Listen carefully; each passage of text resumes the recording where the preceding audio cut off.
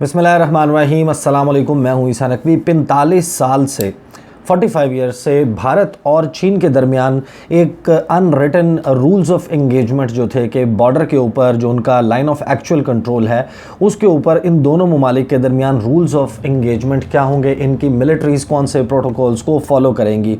और आखिरी मरतबा अगर बात की जाए, अगरचे 1962 की जंग जो है उसके हवाले से बहुत सारे लोगों को पता है, उसके अलावा जो चीन और भारत के दरमियान लड़ाइयाँ होती रहीं उसके हवाले से भी आपको मालूम होगा, लेकिन 1975 में आखिरी मरतबा ऐसा हुआ था कि बाकायदा फायर आर्म्स जो है वो यूज़ किए गए थे, असलहे का इस्तेमाल हुआ था लाइन ऑफ एक्चुअल कंट्रोल पर, जिसमें 4 भारतीय फौजी मारे गए थे।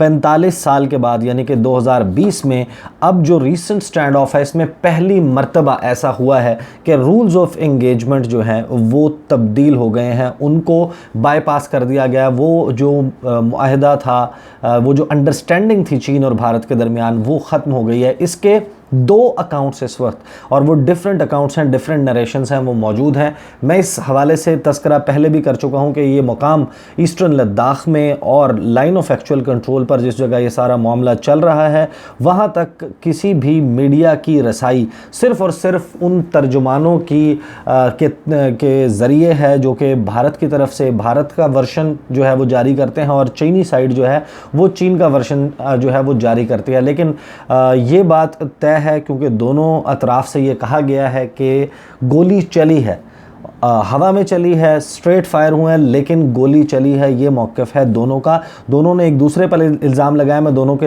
इल्ज़ाम की तफसील भी बताऊंगा और इस वीडियो में मैं आपको बताऊंगा कि इस वक्त मॉस्को में क्या तैयारी हो रही है कि किस तरीके से इस मामले को डिफ्यूज़ किया जाए। लेकिन ये जो दावा भारत की तरफ से किया गया है कि कुछ पीक्स हैं, चोटियाँ हैं, रैकिनला का एरिया है साउथ ऑफ जो जनूबी हिस्सा है पेंगोंग लेक का उधर, और जो मुखपुरी पीक है, इन 2 जगहों की जो स्ट्रेटजिक हाइट्स हैं, जो बुलंदी का एरिया है, इसमें वो कैप्चर किया हुआ है इस वक्त भारतीय फ़ौजियों ने।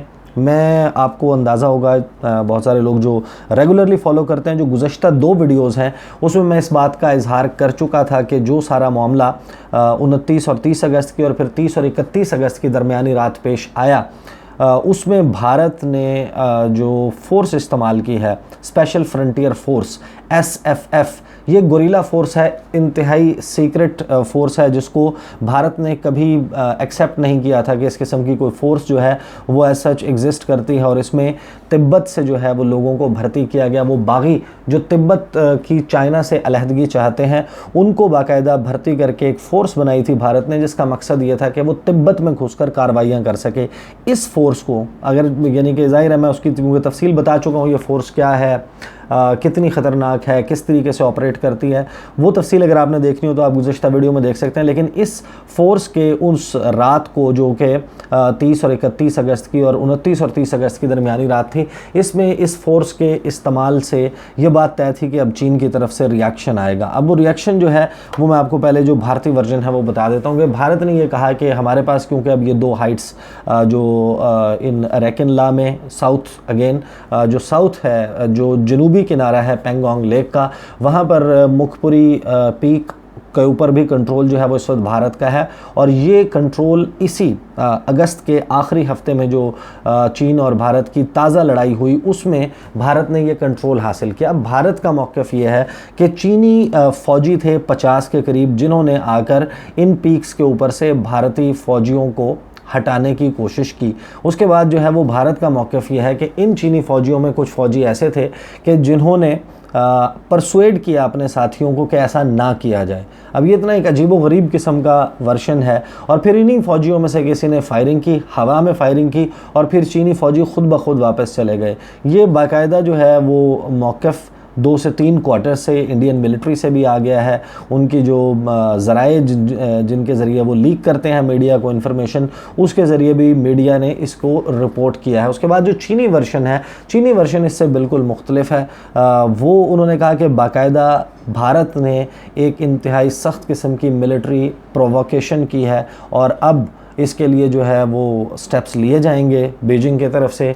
बीजिंग इसके ऊपर क्या रद्द अमल चीन इसके ऊपर पेश करेगा, ऑब्वियसली आगे आने वाले दिन जो है वो अब बहुत अहम हो गए हैं इस हवाले से। लेकिन एक बात तय है कि जो मुज़ाकरात का प्रोसेस था, जो ever since all this started, उसके बाद से जो मुज़ाकरात का अमल था उसकी हंडिया फूट गई है। जो मुख्तलिफ लेवल्स के ऊपर मुज़ाकरात हो रहे थे, जिसमें कोर कमांडर लेवल है, ब्रिगेडियर और मेजर जनरल का लेवल है, उसके ऊपर हो रहे थे, और लो लेवल के मुज़ाकरात भी हो रहे थे, और साथ के साथ जो पॉलिटिकल लीडरशिप का लेवल है वहाँ पर भी मुज़ाकरात थे, इंगेजमेंट हुई। इस दौरान चीनी वज़ीर ख़ारजा, भारतीय वज़ीर ख़ारजा की, चीनी वज़ीर ख़ारजा की और भारतीय कौमी सलामती के मशीर की, और दोनों मुल्क के जो हैं जो वज़राए दिफ़ा हैं उनके दरमियान जो है वो बातचीत हुई। लेकिन ये मुज़ाकरात बाकायदा अब नाकाम होते हुए नज़र आ रहे हैं, और ये मामला जो है वो किसी सीरियस कॉन्फ्लिक्ट की तरफ बढ़ता हुआ नज़र आ रहा है। अब जो है इस वक्त जो है मैं आपको बता रहा हूँ, जिस वक्त मैं गुफ्तगू कर रहा हूँ आज 8 सितंबर को, लेकिन बहुत सारे लोग 9 सितंबर को देखेंगे। उस वक्त तक जो है वो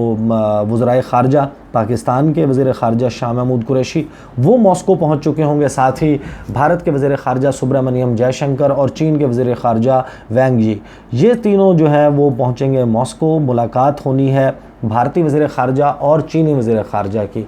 पाकिस्तान के वज़ीर ख़ारजा की भारतीय वज़ीर ख़ारजा के साथ कोई मुलाकात तय नहीं है, ना ही इस किस्म की कोई कोशिश की गई है। पाकिस्तान ने यह मौक़िफ़ 5 अगस्त के बाद से रखा हुआ है कि जिस वक्त तक जो इलीगल एनेक्सेशन है जम्मू और कश्मीर की, उसको ख़त्म नहीं किया जाता, रिवर्स नहीं किया जाता, पाकिस्तान भारत के साथ मुज़ाकरात नहीं करेगा। लेकिन अब मॉस्को में जो है वो बाकायदा अखाड़ा जो है वो तैयार है।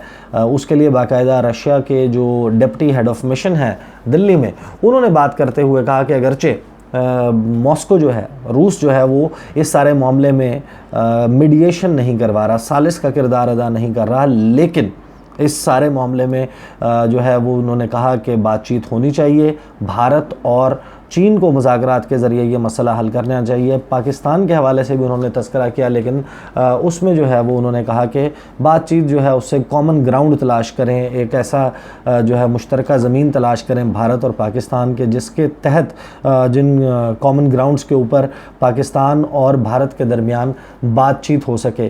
तो बाकायदा अब मॉस्को में जो है वो तैयारी है कि ये सारा मामला हल हो जाए। एक मैं आपको जो अल जज़ीरा की रिपोर्टर हैं जिन्होंने बीजिंग से इस मामले को रिपोर्ट किया, उन्होंने क्या रिपोर्ट किया वो मैं आपको बताता हूँ।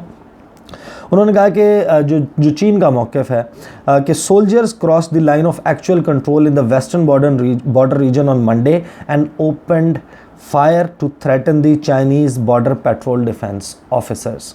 ये बाकायदा जो है चीन की तरफ से ये इल्ज़ाम डायरेक्टली भारत के ऊपर लगाया गया, जिसके बाद जो उनकी यहाँ पर रहे भी हैं पाकिस्तान में ली जियानज़ाओ, वो मिनिस्ट्री ऑफ फॉरेन अफेयर्स के स्पोक्सपर्सन हैं। उन्होंने इसको एक इंतहाई सख्त किस्म की मिलिट्री फ़ौजी प्रोवोकेशन करार दिया है।